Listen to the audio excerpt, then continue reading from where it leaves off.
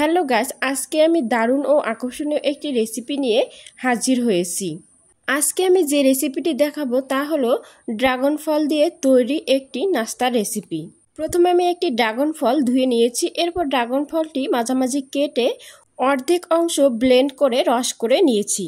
এতে 1 পট ময়দা, 1 চামচ লবণ ও গুড় দিয়ে দিচ্ছি।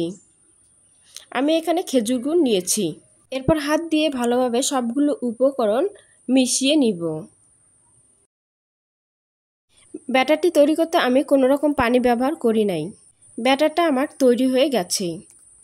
কড়াইয়ে তেল দিয়ে এতে একটা একটা করে ছেড়ে দিব।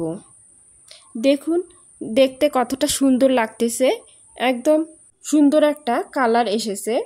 এক পাশ হয়ে গেলে অপর পাশ উল্টিয়ে দিব। দেখুন মাঝখানের রংটা পরিবর্তন হয়ে লালচে আকার হয়েছে। আবারও উল্টে দিব। হয়ে গেলে নামিয়ে নিব। দেখতে কতটা সুন্দর ও কালারফুল হয়েছে। Thanks for watching.